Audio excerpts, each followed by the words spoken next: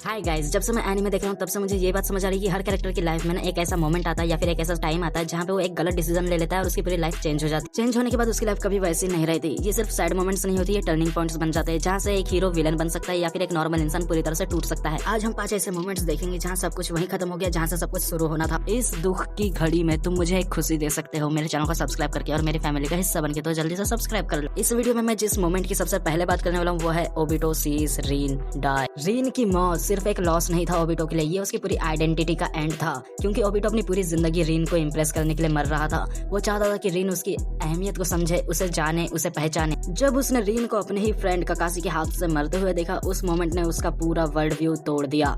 उसके लिए दुनिया एक क्रूल जगह बन गई जहाँ होप का कोई मतलब नहीं था। इस मोमेंट को देखने के बाद ओबिटो ने रियलिटी को रिजेक्ट कर दिया। उसने डिसाइड किया कि अगर वो वर्ल्ड इतना पेनफुल है तो एक फेक वर्ल्ड बनाना बेटर है। यहीं से उसका ट्रांसफॉर्मेशन स्टार्ट होता है, एक इनोसेंट बच्चे से लेकर एक वॉर स्टार्टिंग विलन तक। नंबर 2 पे हम जिस इंसिडेंट की बात करने वाले वो है एस की मौत, वो भी मरीनफोर्ड वॉर में। एस की डेथ सिर्फ एक कैरेक्टर का एंड नहीं था, ये था दूसरे कैरेक्टर लाइक लूफी के लिए कंप्लीट ब्रेकडाउन। लूफी ने अपनी लाइफ का सबसे बड़ा फाइट लड़ा था एस को बचाने के लिए, और जब सब कुछ ऑलमोस्ट सक्सेसफुल लग रहा था तब एक सिंगल मोमेंट में सब कुछ खत्म हो गया। ये मोमेंट ऐसा था कि तुमने एक ताश का घर बनाया और एक हवा आके सब कुछ तबाह करके चले गए। एस लूफी के सामने मर गया और लूफी कुछ नहीं कर पाया। उस मोमेंट ने लूफी को दिखाया कि वो अभी उतना स्ट्रांग नहीं हुआ है।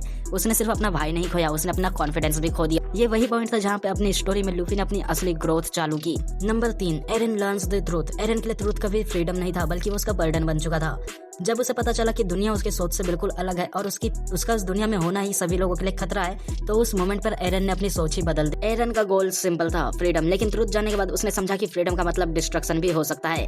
ये वही पॉइंट था जहाँ से एरन का पाथ डार्क हो गया। उसने वो डिसीजंस लेने शुरू किए जो एक नॉर्मल हीरो कभी नहीं लेता। Number 4, Law loses कोराजोन।